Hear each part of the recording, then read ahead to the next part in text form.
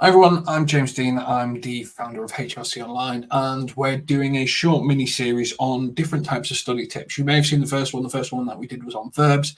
Today's study tip, we're actually going to focus on word count. And this is something where we find people have a real struggle sometimes in terms of managing their word count and stuff like that, because it's very, very tight. And we'll go through it in a little bit. I'll sort of explain why word count can be such sort of a difficult issue. But when it comes to word count, it's really important to have a word count strategy, which sounds crazy, but what you don't want to end up in is running out of words, having to take answers away from other answers. Because if you refer on a question and you don't have enough words to resubmit it, you'll have to resubmit other elements, and it gets really, really messy. So a word count strategy is really important. And to sort of go through this, I'm going to take Unit 5 HR01, Section 1, which is a group of questions in the CIPD Level 5 unit. So within that unit, there are 5 questions. There are 1,500 words. That is your guided range. You can go 10% above it. If you go one word over that 10%, it's an instantaneous refer. You can go 10% below it, but anything below, you're probably not answering the questions and you're probably not going to pass anyway. So you're looking around about 300 words per question, which feels like a lot when you think about it and you look at it from that numerical point of view. But these are the questions. And if you've seen the verb video, then you'll know that the verbs that we're going to get here are going to give us quite a lot of actions that we need to undertake. And we're going to break down the actions as well in this video so that you can sort of see what's expected from a verb level and from a word count level. But these are the 5 questions. AC, for anyone not familiar, is assessment criteria. It's the specific question that CIPD ask when they're doing this particular module. So if it's review emerging developments, differentiate between employee involvement, assess 3 different employment voice tools, critically evaluate interrelationships, explain the concept of better working lives and how this can be designed. You have 300 words to answer each of these questions. But when you break down the actions that are involved in each of these questions, the level of work becomes quite different. So what I've done here is I've highlighted in green the verb and the number of actions that I've spotted that probably need to be taken to address the question correctly, so that you can get a pass and you can move on, you can gain the qualification. So if you look, review emerging developments, so developments is plural, so you're reviewing multiple things. So you've got at least 2 actions, 2 or 3 actions if you're reviewing emerging developments. So if you've got 2 or 3 actions, 300 words, you probably go 100 words per action. That's all right. I could do that. Differentiate between employee involvement and employee action and how it builds relationships. 2 or 3 actions there. The difference between employee involvement, the difference between employee participation, and how it builds relationships. It's probably 3 different actions. So again, 100 words per each. Probably feel quite comfortable with that.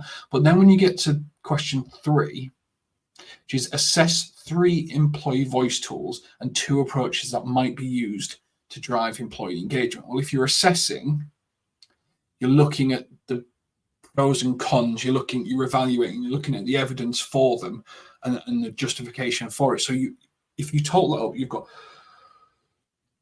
2 bits of information on 3 employee voice tools, that's 6 actions. Then you've got 2 approaches that might be used to drive employee engagement, which is another 2 actions and 4, so 6, 7, 8, you're probably looking around about 8 actions. Now that in 300 words is very, very difficult. And then the next one is critically evaluate the interrelationships between employee voice and organizational performance. Critical evaluation means that you need to critique both the pro and the con, and you need to sort of evaluate that equivalently. So there's quite a lot of actions there. And then explain the concept of better working lives and how this can be designed.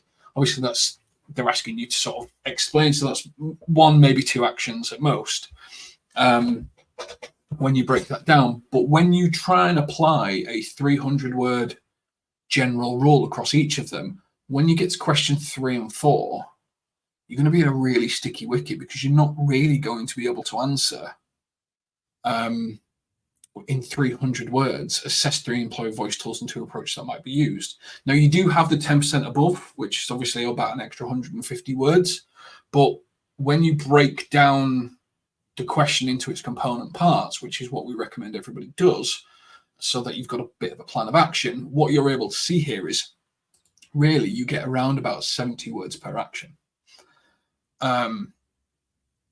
Now, that's good because you know what you're trying to do. You can be really focused. So if you're going, I'm going to do an employee voice tool, I've got 70 words to answer this. I'm going to do another employee voice tool, I've got 70 words for this. I've got another one, 70 words for this.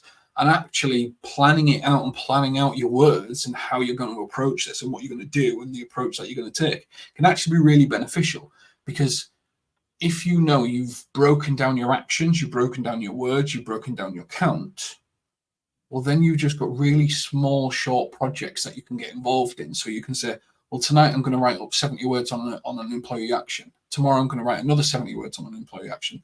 The day after I'm going to write another 70, and then I'm going to do the 2 employee voice tools. And I'm going to slowly build my assessment because I've broken it down and I know what's expected of me. I'm going to learn a little bit and I'm going to write a little bit. I'm going to learn a little bit and I'm going to write a little bit. And we'll talk about that later in one of the other study tips, which is like an approach to study. But breaking down your word count enables you to be able to go, well, how many actions are in it?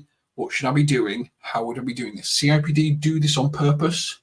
They want you to understand that, you know, leaders, managers, people give you different types of questions. They're framed in different ways. They want you to evaluate things in different ways. They want you to be able to look at a verb and go, well, what's that customer asking me to do? What's that manager asking me to do? What's that leader asking me to do? How do I give the best answer that I possibly can? And what you will also see when you've got 70 words per action, quotes really don't cut it. You've got to use citations, you've got to infer you've got to explain what it's meaning really quickly and why you believe it's valuable, which is where data, evidence, statistics become really beneficial in terms of reinforcing your argument. I would say with word count, one of the real perks of this and one of the real things that learners should get from breaking down their word count and being efficient is getting your point across efficiently. This allows you the opportunity to get your point across efficiently with evidence to write, this is why we should do this. This is the reason for this. This is what I've evaluated from this. Because the longer the document, the less people read it, the managers, leaders read it and stuff like that. So they're trying to teach you to be efficient in your writing. They're trying to teach you to be efficient, evidence-based, and argue really effectively. And that's kind of one of the key messages from there, but it's not necessarily taught from all centres. It's not something that is readily talked about, but that's how I would approach breaking down a word count and